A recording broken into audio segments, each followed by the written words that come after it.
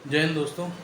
मेरा ये मैसेज मेरी उन दो बहनों के लिए है जिन्होंने एक बात के ऊपर आज स्कूल ग्रुप के ऊपर से उन्होंने एग्ज़िट कर दिया उन्होंने, और ये दोनों मुसलमान हैं। और मुझे खुशी है कि ठीक है, उनको ऐसा लगता है कि नूपुर शर्मा ने गलत कहा तो उसके सपोर्ट में अगर कोई कुछ कहेगा तो हम ग्रुप में से एग्ज़िट कर जाएंगे। उनकी चॉइस है, वो जो करना चाहें कर सकती हैं। पर ये जो मेरा मैसेज है, ये मैसेज उन्हीं के लिए ही है। ग्रुप में एक मैसेज आया कि अकबर जो है उसका बाप कौन है, और उसके जवाब में टीचर ने पूछा कि अकबर का बाप कौन है, तो जो स्टूडेंट था उसने बताया कि अमरकोट का राजा, राजपूत राजा वीरसाल, ये जो है उसका बाप है। टीचर ने उससे पूछा ये तुम्हें किसने बताया, ये कैसे है?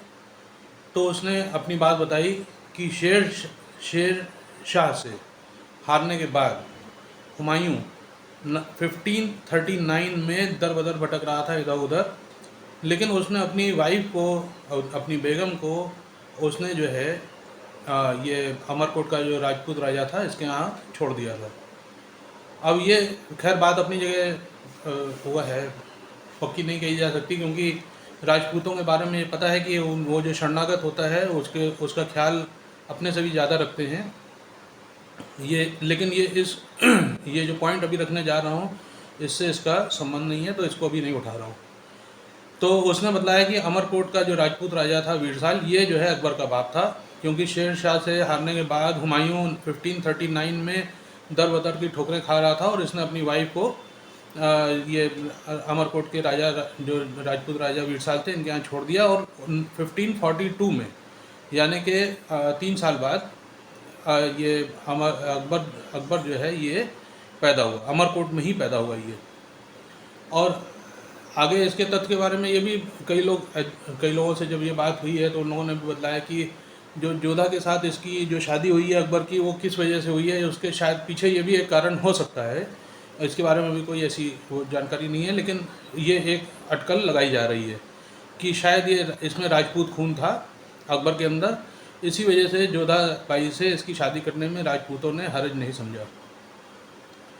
तो टीचर ने इसको जो है पहले तो छड़ी मारी कि गलत है, ये बैठ जाओ चुपचाप करके, लेकिन छुट्टी होने पे टीचर ने स्टूडेंट को 2 चॉकलेट दिए और कहा कि बेटा तुमने सच बोला था, लेकिन जो है तुमने सच कहने का तरीका जो था तुम्हारा वो गलत था।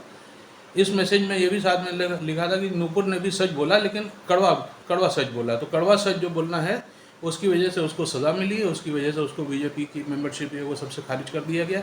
तो सच्चाई बोलने की वजह से ही उसको सज़ा मिली। और साथ साथ ये जो मैसेज जिसने भेजा है उसने ये भी लिखा है कि please check and tell the truth. इसको आप लोग चेक कीजिए और इसकी सच्चाई जो है वो आप हमको शेयर कीजिए। अब ये पता नहीं इस बात में केवल एक नूपुर शर्मा का नाम आने की वजह से, या अकबर का नाम आने की वजह से, या अकबर एक नाजायज़ औलाद था इसकी वजह से ये हमारी 2 बहनें हमारे स्कूल का ग्रुप छोड़ करके चली गई।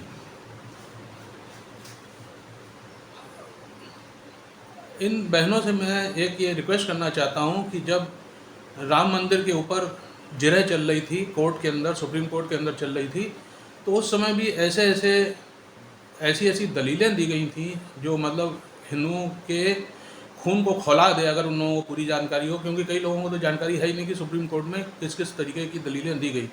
उसके अंदर एक दलील ये दी गई कि राजा राम जो थे, उनकी माता जो कौशल्या थी, वो आधा किलोमीटर का उनका महल था, बहुत बड़ा महल था, आधा किलोमीटर 1 किलोमीटर का उनका महल था।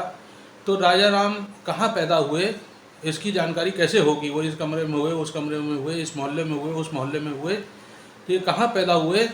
इस तरीके की बहुत ही ओछी बातें दलीलों में सुप्रीम कोर्ट में रखी गई है। शहर के नुक्कड़ की बात नहीं है ये जो है कोर्ट के अंदर कही गई बातें हैं।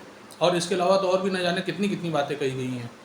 तो हिंदुओं ने ना कोई पत्थर उठाए, ना हिंदुओं ने कहीं कोई मारकाट की, ना सुप्रीम कोर्ट के खिलाफ गए, ना कोई धरना प्रदर्शन किया, कुछ भी उन्होंने नहीं किया। तो हिंदुओं ने नहीं किया, लेकिन मुसलमानों ने भी उनका कोई साथ नहीं दिया।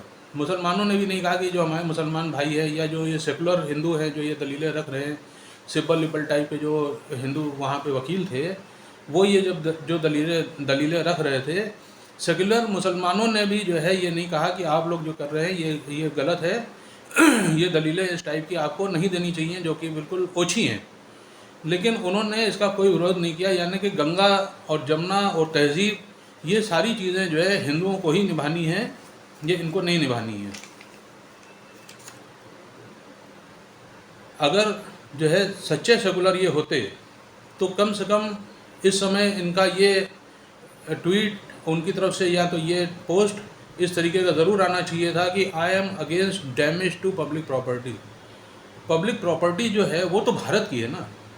आप ये ना कहिए कि उसने नुपुर ने क्या कहा, मुल्लों ने कैसे आग लगाई, लेकिन आप इतना तो लिख सकते हैं कि I am against damage to public property.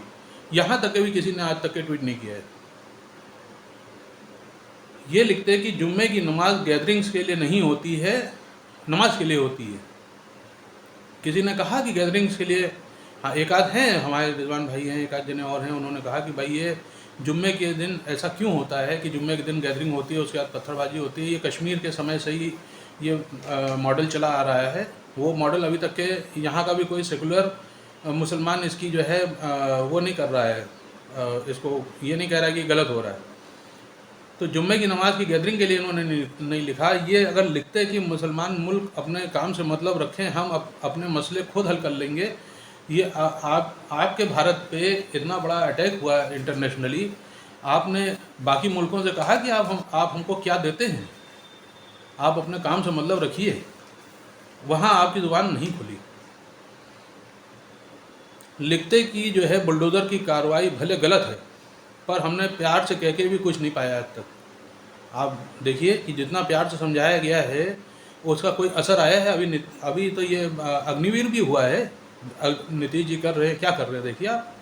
कितना जो है डिटर करेंगे लोगों को। बस इसी तरीके केस बुक होगा, वो 15-20 साल तक के केस चलेगा, आदमी बुढ़ा हो जाएगा, बुढ़े होकर के उसको कुछ फांसी होगी या उसको कुछ सज़ा होगी, ये चलता रहेगा। वो सब लोग जानते हैं कि कुछ नहीं होगा, इस वजह से वो सारी नौटंकियाँ करते हैं। ट्रेन के अंदर आग क्यों लगा रहे हैं आप? ट्रेन ने आपका क्या बिगाड़ा है? विरोध प्रदर्शन करना है किसी और तरीके से कीजिए। जो भी आप लोग तो पढ़े लिखे लोग हैं ना, जो ये कर रहे हैं, ये तो आप पढ़े लिखे लोग हैं। पर कहते हैं कि भाई हमने प्यार से, जब अब तक कुछ नहीं पाया है तो बुलडोज़र की कार्रवाई भले गलत हो, पर स्टर्न एक्शन को हम सपोर्ट करते हैं। ऐसा ही स्ट्रॉन्ग मैसेज, ऐसा ही डिटरेंट मैसेज सोसाइटी को भेजा जा सकता है, ये इसका सपोर्ट करते नहीं किया आपने। और आप कहते हैं कि हम हिंदुस्तान के रहने वाले मुसलमान हैं, इंडिया लविंग मुसलमान हैं। हम लोग जो है वैसे मुसलमान नहीं हैं जैसे होते हैं मुसलमान। और ये मैं आपको जिनकी बात बता रहा हूँ, ये दुनिया घूमे हुए लोग हैं, ऐसे लोग हैं जिन्होंने जो पॉलिटिकल पार्टी से जुड़े हुए हैं, इनको सब चीज़ें पता है। लेकिन ये मुसलमान आखिर मुसलमान रहेंगे, ये इन्होंने दिखाया। ये इनको नहीं दिखाना चाहिए। अगर ये कहते हैं कि हम सेकुलर हैं तो हाँ, या तो सीधे सीधे कहें हम तालिबानी हैं, ख़त्म हो जाएगी कहानी। हम ये वीडियो नहीं बनाते तो फिर। जय हिंद।